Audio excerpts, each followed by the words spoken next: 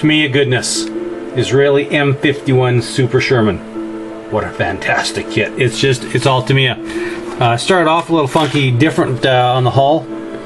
And we're going to the same thing I did on the on that Soviet howitzer. We'll just do an update after the maybe 4 or 5 completions. This is different for me for Tamiya. It's actually got a multi-piece hull. So it's got your sides, your bottoms, and your backs, but they fit together so nice and precise, so well done.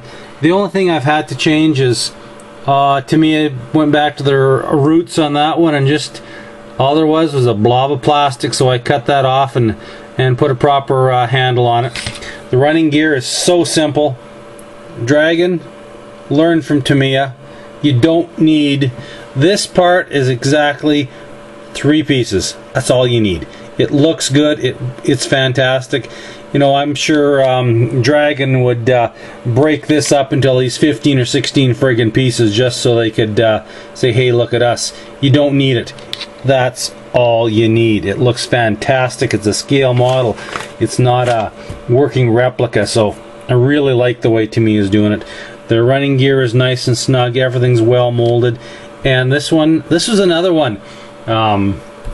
I'm a cheap bastard for the most part, and this is about 70, 80, anywhere from $60 to $80 in the hobby stores in Calgary.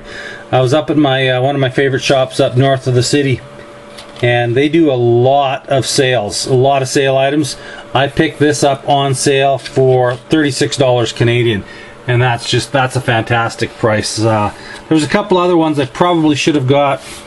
Hobby Bosses and whatnot for half price, almost 50% off, but I wasn't feeling it, and it was just something that I probably wouldn't have built. It was just to have something to have in my stash. Anyway, so there's the first update, and this is Israeli Super Sherman, and no, that's empty. That's from a couple nights ago. I just haven't gotten around taking it upstairs. I kind of like the bottle. It's kind of cool.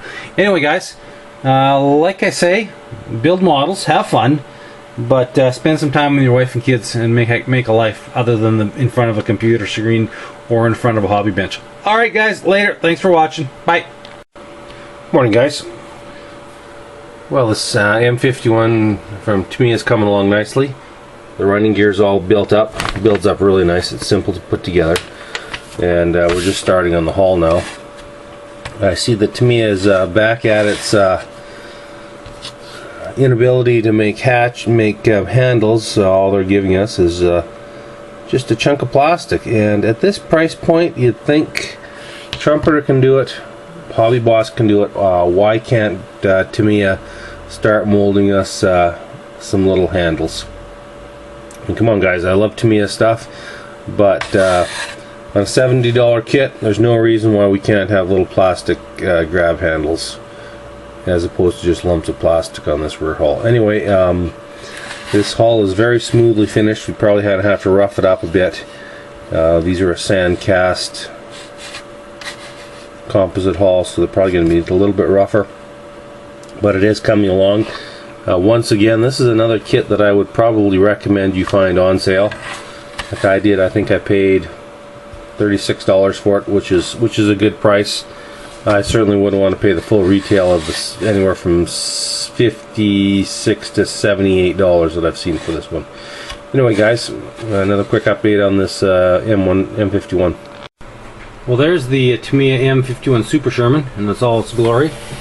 You can just see how freaking big that 105 barrel is. I think it's a 105.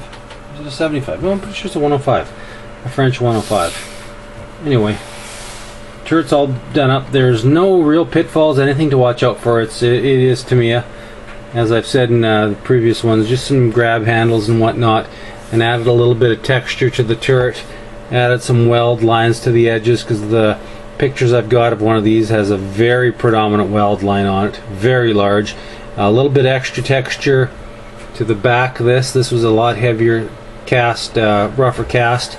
I finished it in Vallejo Israeli primer, 67 to 73, which should be pretty much the right color for this. It's kind of a sandy gray, a little bit of yellow undertones to it. Like I say, I've just shot some future on it, letting it dry so I can get some decals on it. But so far so good. It's a good looking kit. Now I'm gonna put it in a little diorama with Tamiya puts the figures on it, which is really nice. I like the way Tamiya puts their figures.